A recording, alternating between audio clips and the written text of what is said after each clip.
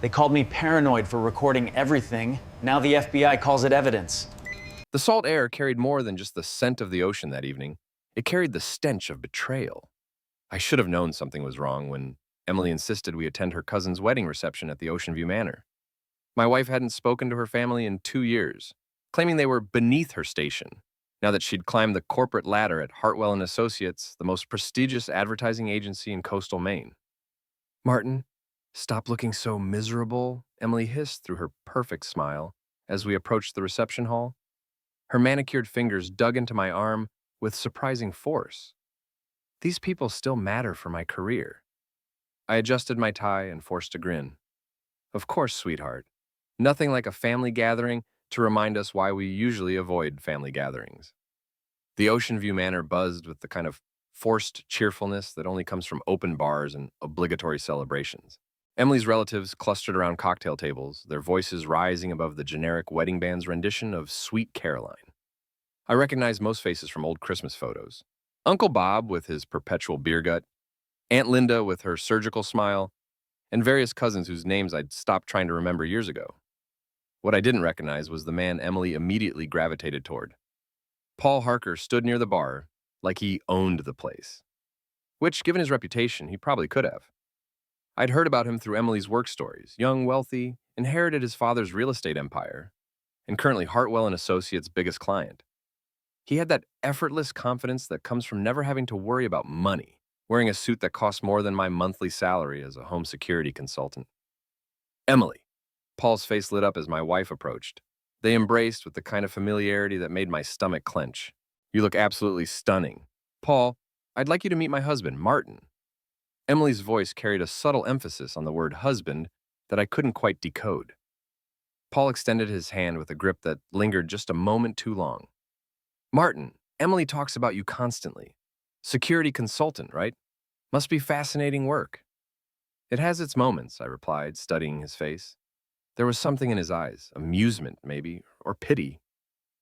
Mostly, I help people protect what's important to them. How noble, Paul said, his smile never wavering. Emily, we should catch up. I have some exciting news about the Riverside project. And just like that, my wife was swept away into a conversation about budgets and demographics, leaving me standing alone with a warm beer and growing suspicion.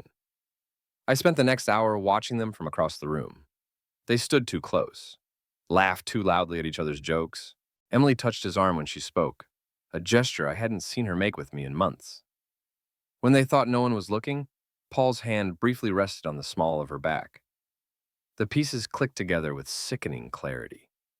Emily's late nights at the office, her sudden interest in weekend team-building events, the way she'd started dressing differently, buying expensive lingerie she claimed was for herself, the mysterious phone calls she'd taken in another room. I was nursing my third beer when I overheard the conversation that changed everything. Emily and Paul had stepped onto the Manor's wraparound porch, probably thinking the music would mask their voices. But 20 years in military intelligence had trained me to listen for whispers in the dark. The timeline is perfect, Emily was saying. Martin's business is finally showing real profit. The house is worth twice what we paid for it. And he has no idea? Paul's voice carried that same amused tone I'd noticed earlier. None. He thinks I'm working late on campaigns? Poor Martin, so trusting.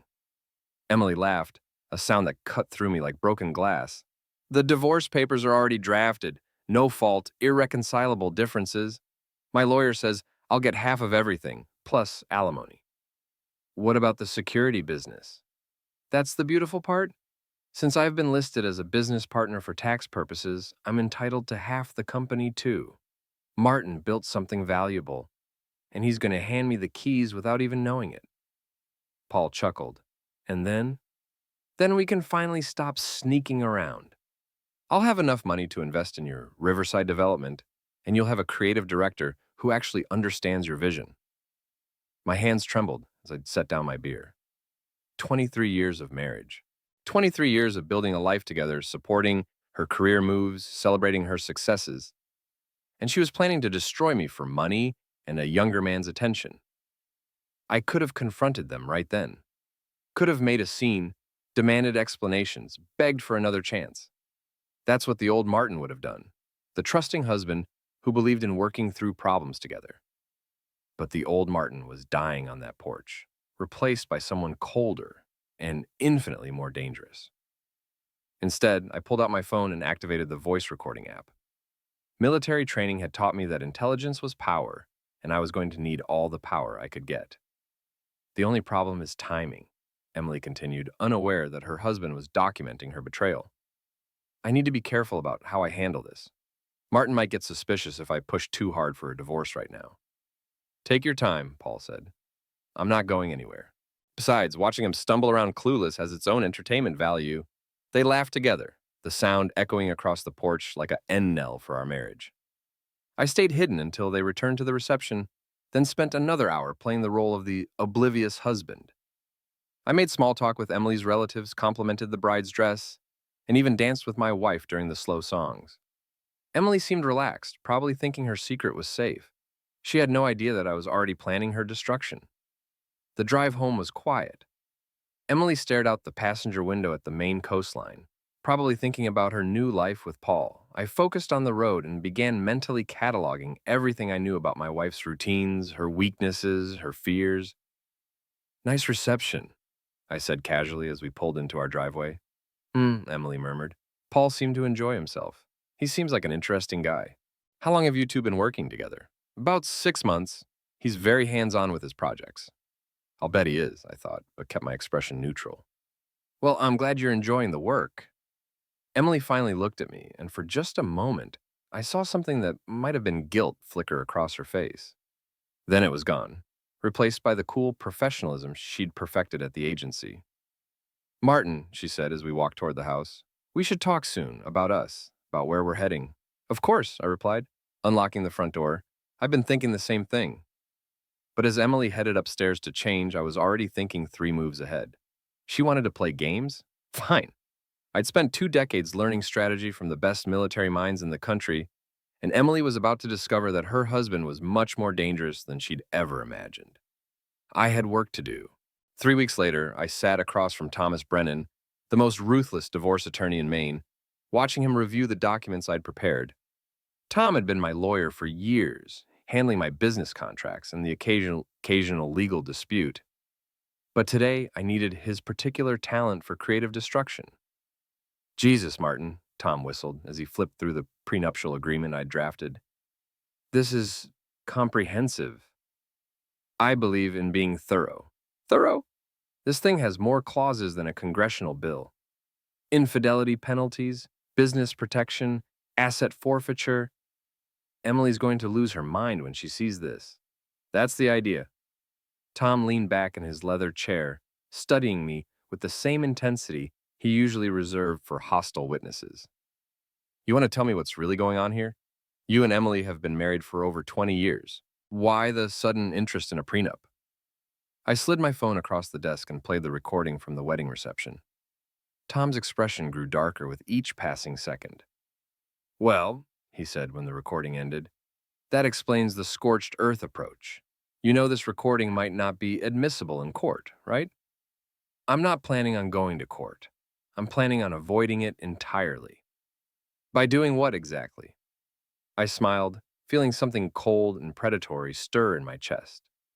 By making sure Emily understands exactly what she stands to lose if she continues down this path. Tom was quiet for a long moment, then nodded slowly. All right, but we're going to do this right. Every clause needs to be legally bulletproof, and we need witnesses for the signing. I assume you have a plan for that?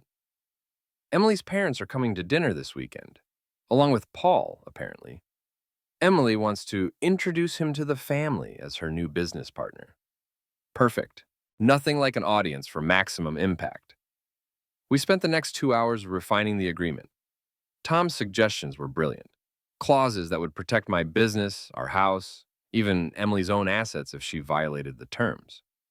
By the time we finished, the document was a masterpiece of legal warfare disguised as marital protection. One more thing, I said as I prepared to leave. I need you to run a background check on Paul Harker. Everything you can find. Business dealings, personal life, financial records. I have a feeling there's more to Mr. Harker than Emily realizes. Saturday evening arrived with typical Maine autumn weather. Crisp air, brilliant foliage, and the kind of golden light that made our house look like something from a magazine. Emily had spent the day preparing, cooking her mother's favorite roast, and setting our dining room table with the good china we'd received as wedding gifts. "You seem nervous," I observed as Emily adjusted the centerpiece for the third time. "I just want everything to be perfect. This dinner is important for my career." "Of course it is." Emily's parents arrived first, Robert and Margaret Whitman, old Maine money with the kind of refined mannerisms that came from generations of social prominence. They'd never quite approved of their daughter marrying a middle-class military man, but they'd been polite enough over the years. Paul arrived 20 minutes later, carrying flowers for Emily and expensive wine for the table.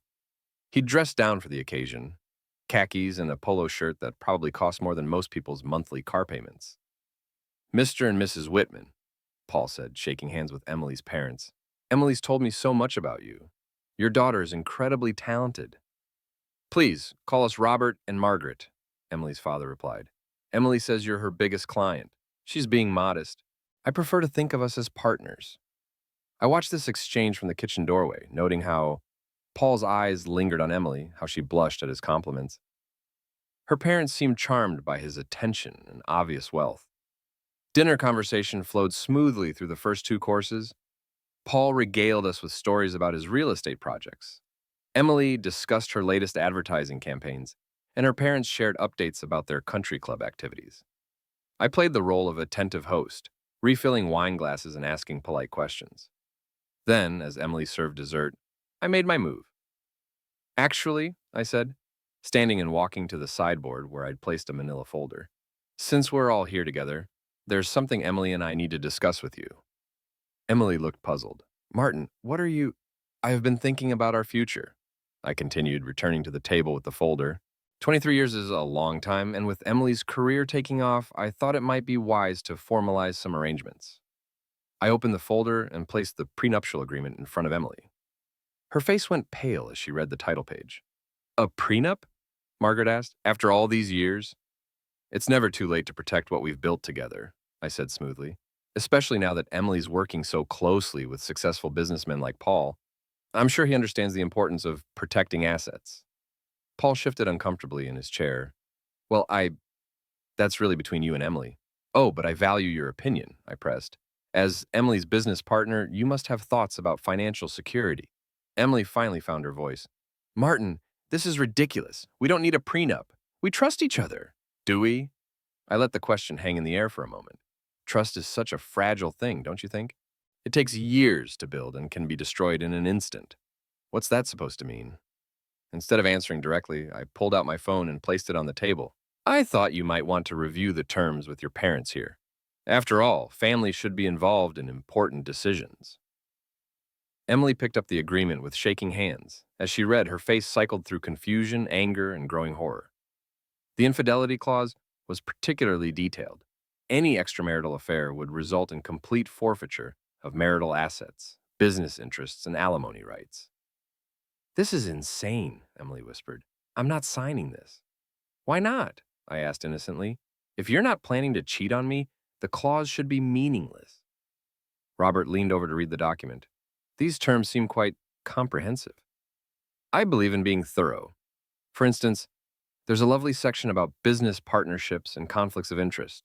Emily, you might find that part particularly relevant." Paul was sweating now, despite the cool evening air.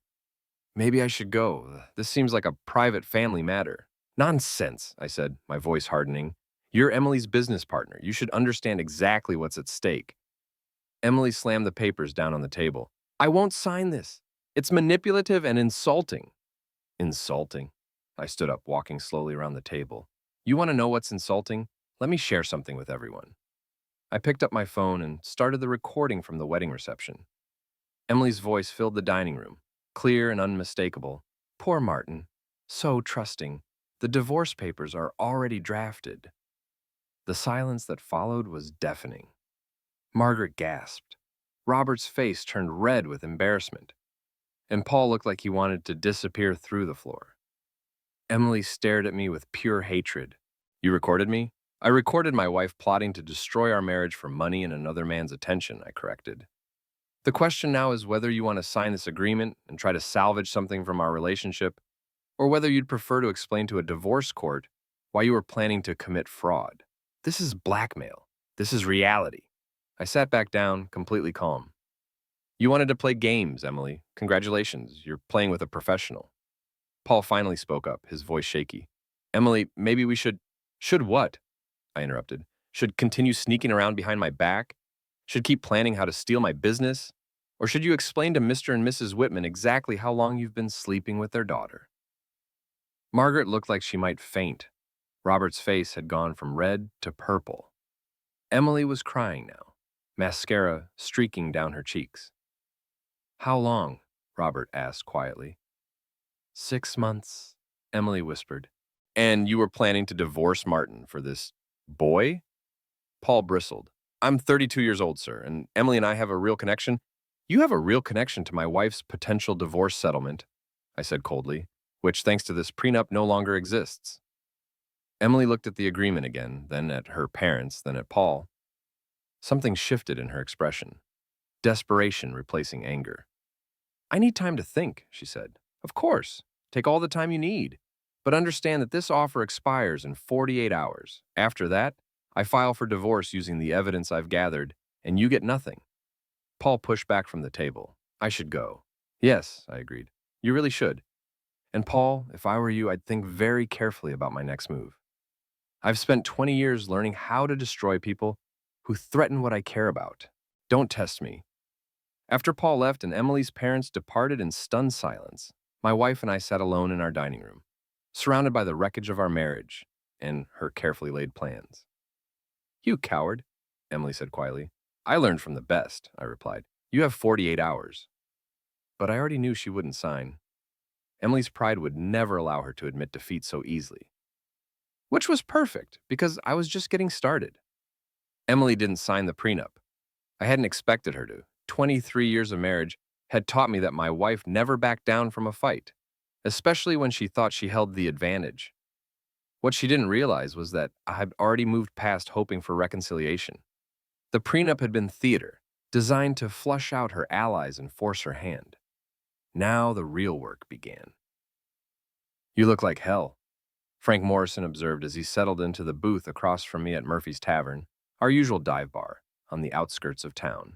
Frank had been my closest friend since our Army days, a master sergeant turned handyman who understood the value of patience, planning, and knowing your enemy. Emily's playing hardball, I said, sliding a beer across the scarred wooden table. She thinks she can outlast me. And can she? I smiled grimly. Frank, you remember what we used to say about insurgents who thought they were smarter than us? Know your enemy better than they know themselves. Exactly. Emily's been planning her little coup for 6 months. I've been studying her for 23 years. She's about to learn the difference. Frank took a long drink and leaned back. What do you need? Over the next hour, I laid out Emily's routine, her weaknesses, and most importantly, her relationship with Paul Harker. Frank listened without interruption, occasionally nodding or asking clarifying questions. By the time I finished, he was grinning. Surveillance and intelligence gathering, he said.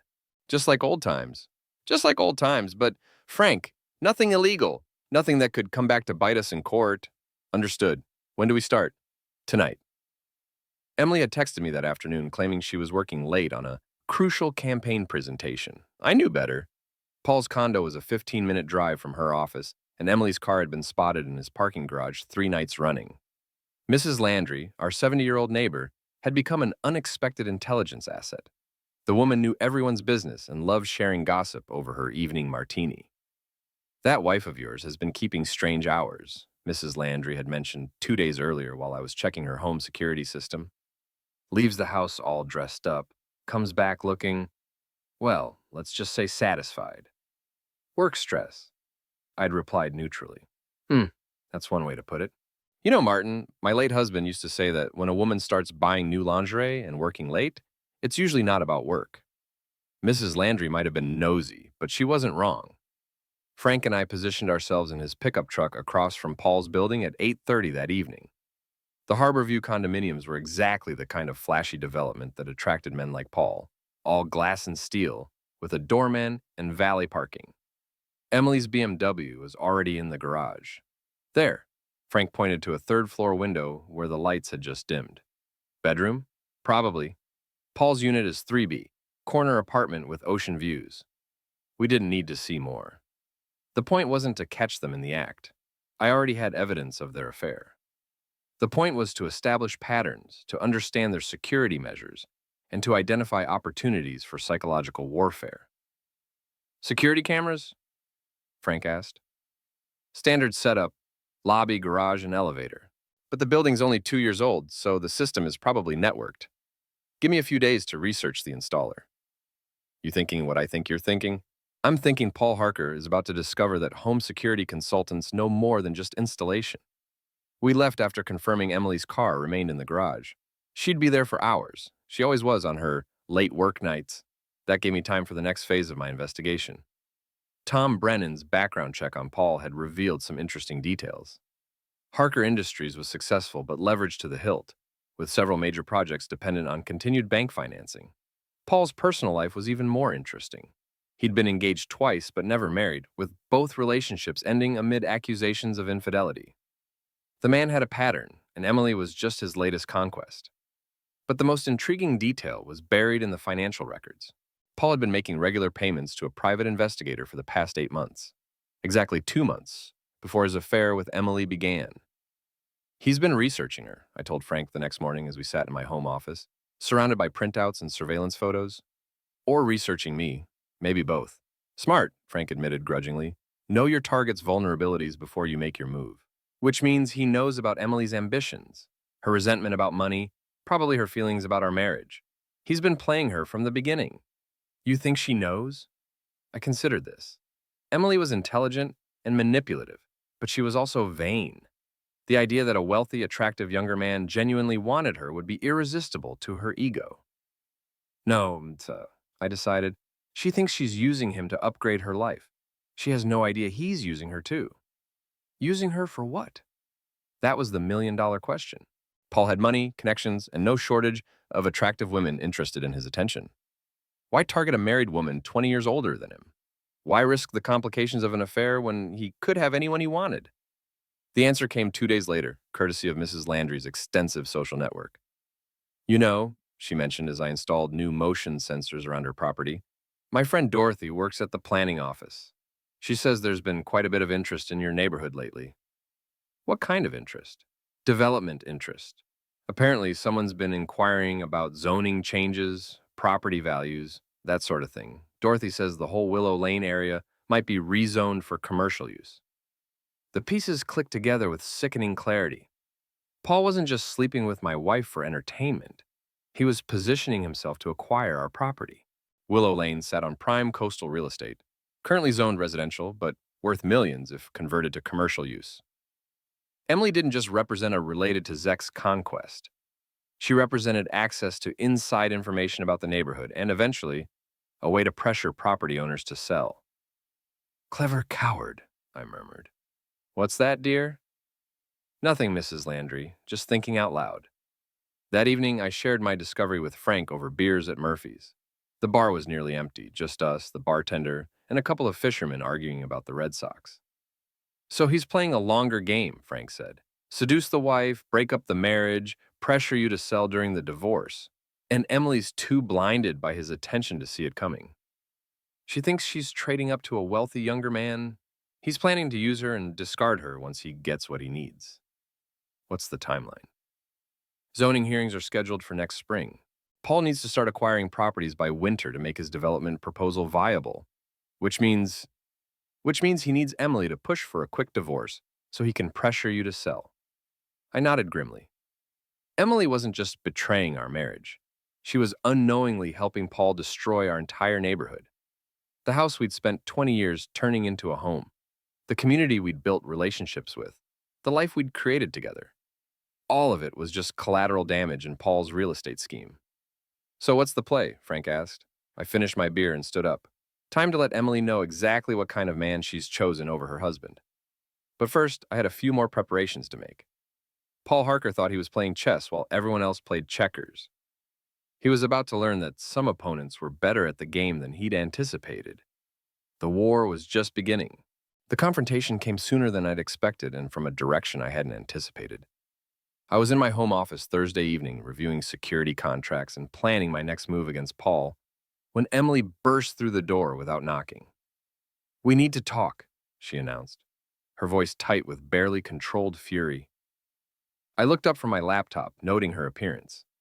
Emily had come straight from one of her late meetings. Her hair was slightly mussed, her lipstick gone, and she was wearing the black dress she'd bought specifically for impressing Paul.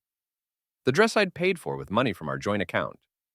"Of course," I said calmly. "Please sit down." "I'll stand."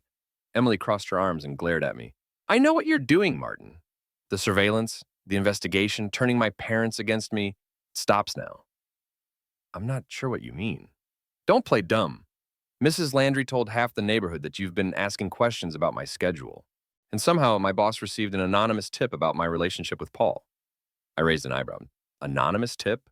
"Someone sent photos, Martin. Photos of Paul and me having lunch, leaving his building, sitting in his car. Professional surveillance photos." "How unfortunate. I hope it didn't impact your career." Emily's composure cracked. "They suspended me, pending an investigation into client relationships and professional conduct. 20 years of building my reputation, and you destroyed it in one afternoon." "I didn't destroy anything, Emily. You did that yourself when you decided to sleep with a client behind your husband's back. This isn't about the affair, isn't it?" I stood up, moving around the desk to face her directly. "Then what is it about? The money, the house, or maybe it's about something else entirely?"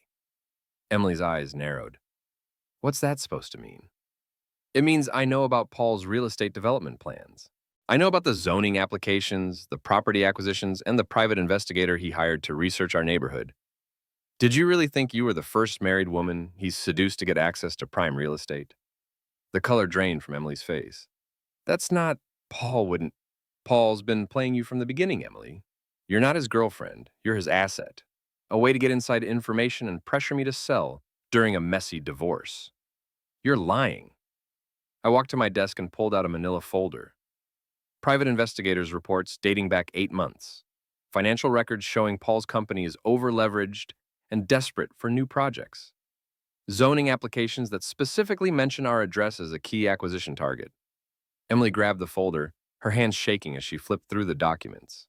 I watched her face as the truth sank in, the realization that she'd been manipulated just as thoroughly as she'd thought she was manipulating me. "He said he loved me," she whispered. "I'm sure he did. Right up until he got what he needed."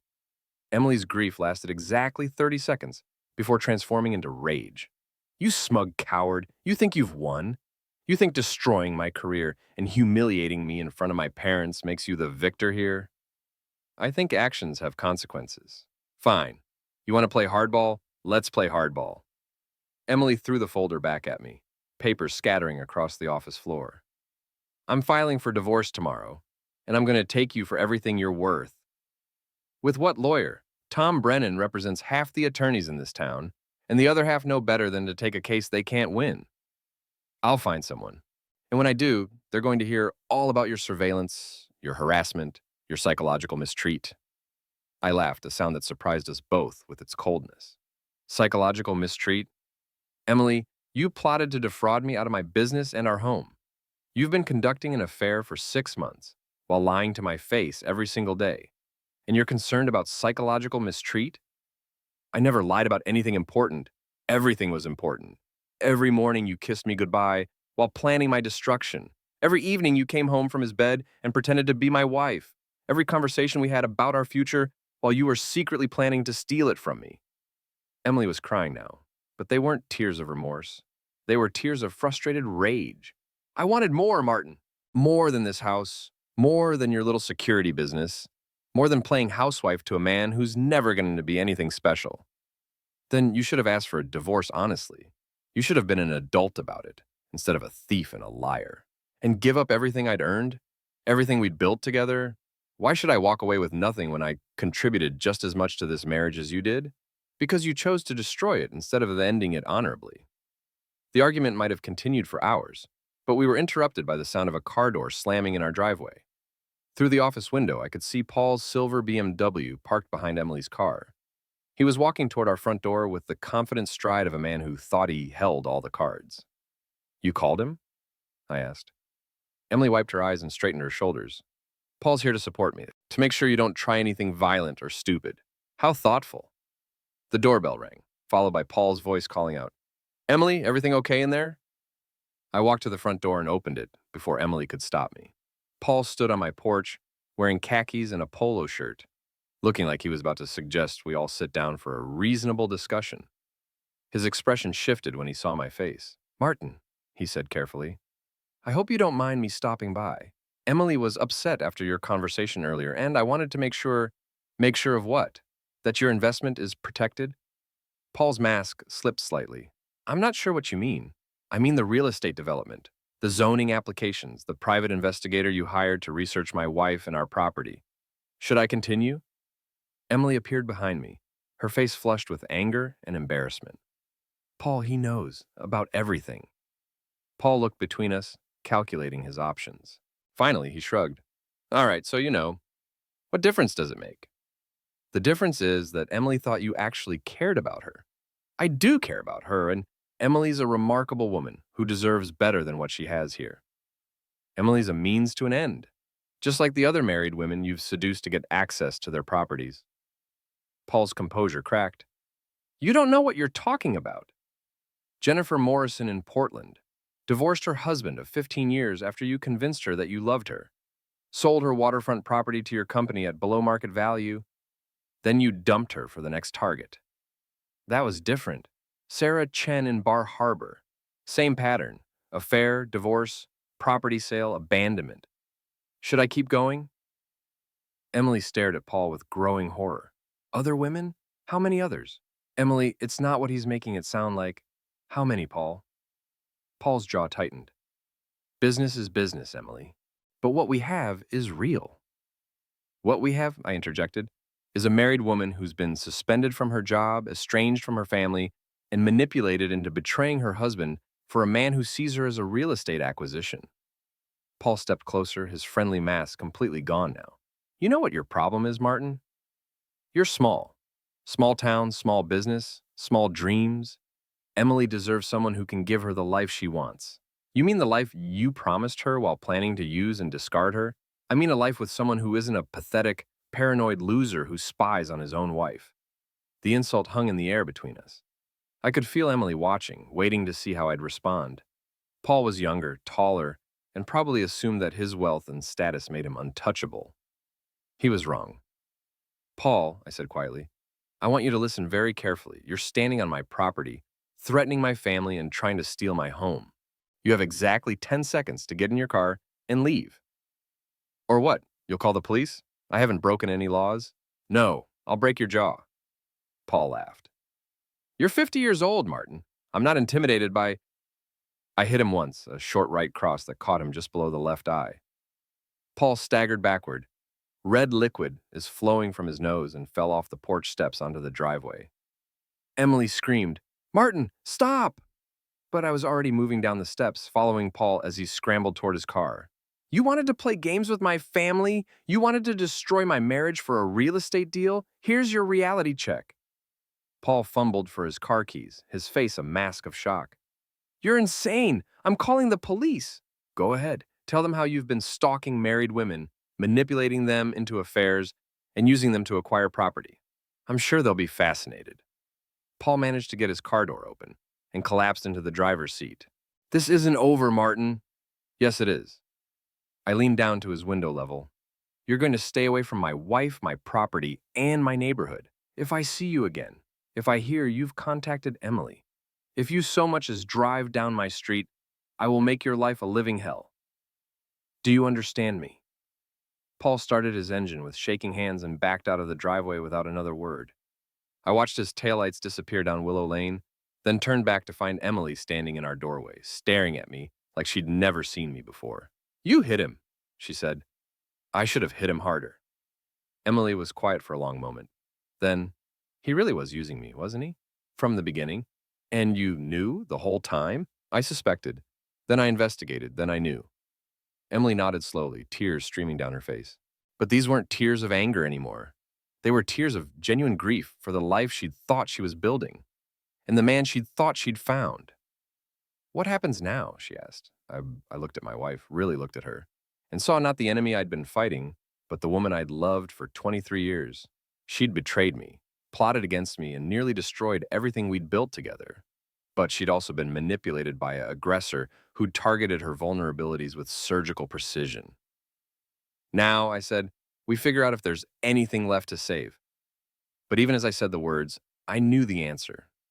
Some betrayals cut too deep to heal. Some trust, once broken, could never be repaired. Emily had made her choice, and I'd made mine. The war was far from over. 2 weeks passed in an uneasy truce. Emily moved into our guest bedroom and began seeing a therapist, claiming she wanted to work on herself and understand how she'd been manipulated.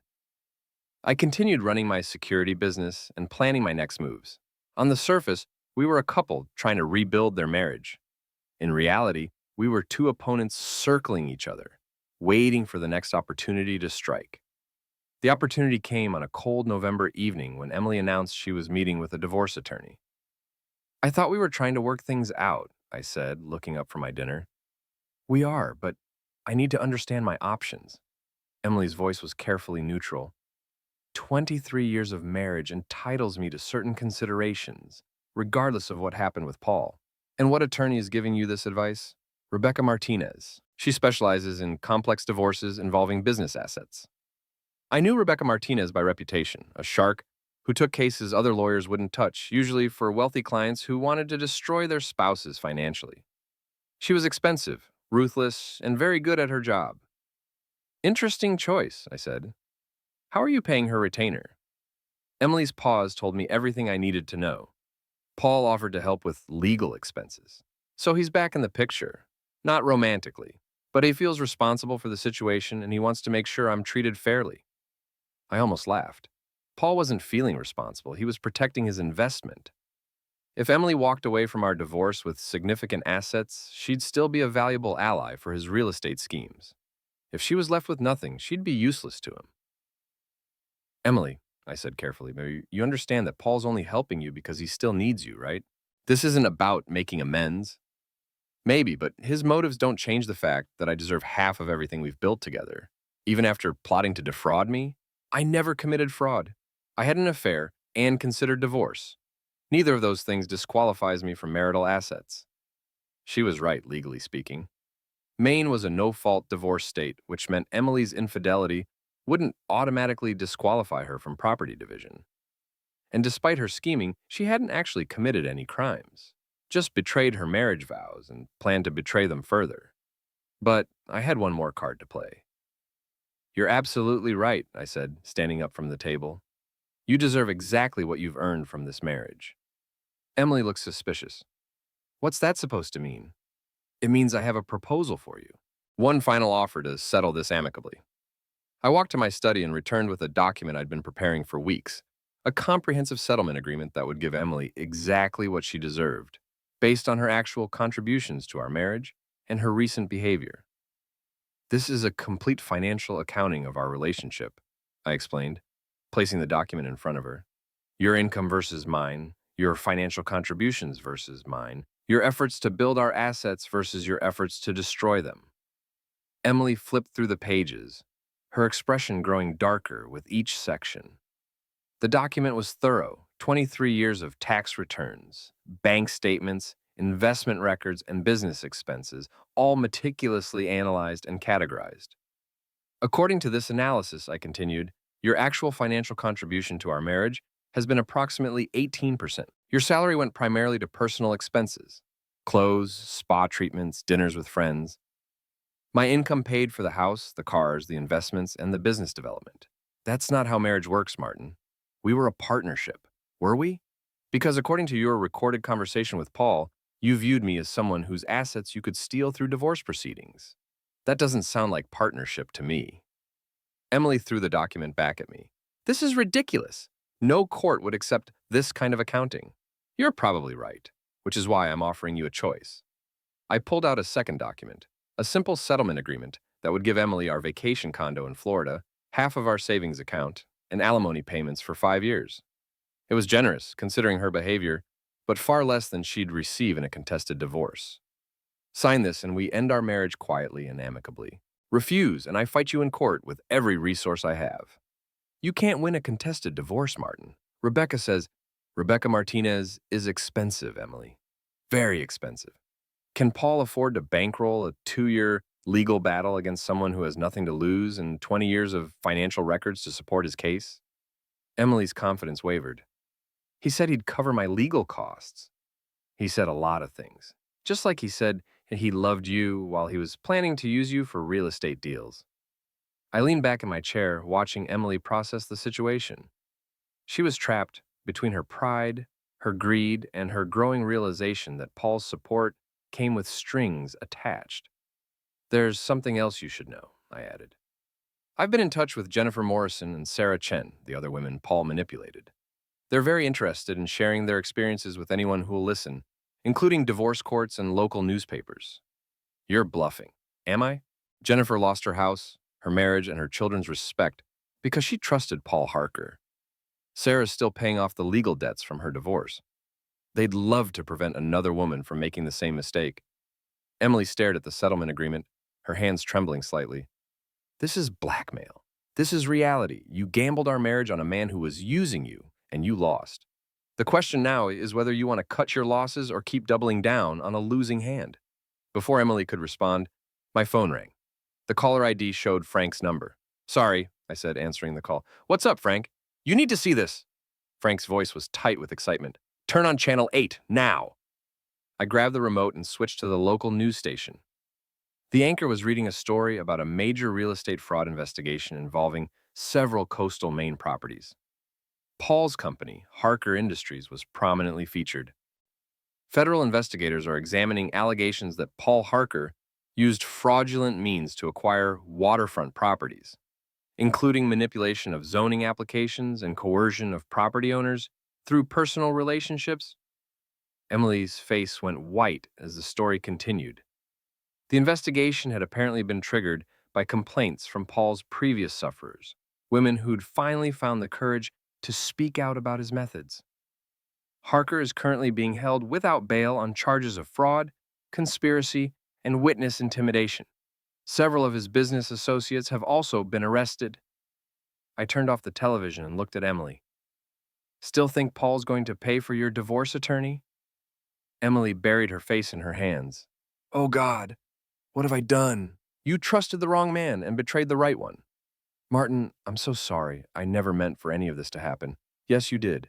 You meant for all of it to happen. You just thought you'd be the winner instead of another sufferer. Emily looked up at me with tears streaming down her face. Can you ever forgive me? I considered the question seriously. Could I forgive 23 years of marriage being thrown away for money and the attention of a younger man? Could I forgive the plotting, the lies, the betrayal of everything we'd built together? I don't know, I said honestly, but I know I can't forget. Emily nodded slowly, then picked up the pen and signed the settlement agreement. 3 months later, our divorce was finalized. Emily moved to her sister's house in Boston, taking her settlement money and what remained of her dignity. Paul Harker was sentenced to 8 years in federal prison for real estate fraud and conspiracy. His assets were seized to compensate his sufferers, including several women who'd lost their homes and marriages to his schemes. I kept our house on Willow Lane, along with my security business and most of our investments. The neighborhood was safe from development, and property values actually increased once Paul's fraudulent zoning applications were exposed and rejected. Mrs. Landry brought me a casserole on the day Emily moved out. You did the right thing, dear, she said, patting my arm with maternal concern. That woman never deserved you. Maybe not, I replied, but I deserved better than what she gave me. Frank helped me change the locks and update the security system. As we worked, he asked the question I'd been expecting. Any regrets? I thought about 23 years of marriage, about the woman I'd loved and the enemy she'd become, about trust betrayed and revenge served cold, about justice and consequences and the price of choosing greed over loyalty. No, I said finally. No regrets at all. 6 months later, I received a letter from Emily. She'd found a job at a small advertising firm in Boston and was dating a divorced accountant who treated her well. She was happy, she wrote, and hoped I could be happy too. She was sorry for everything that had happened and grateful that I'd been merciful in the settlement. I read the letter twice, then threw it away. Some chapters of life, once closed, should stay that way. The end.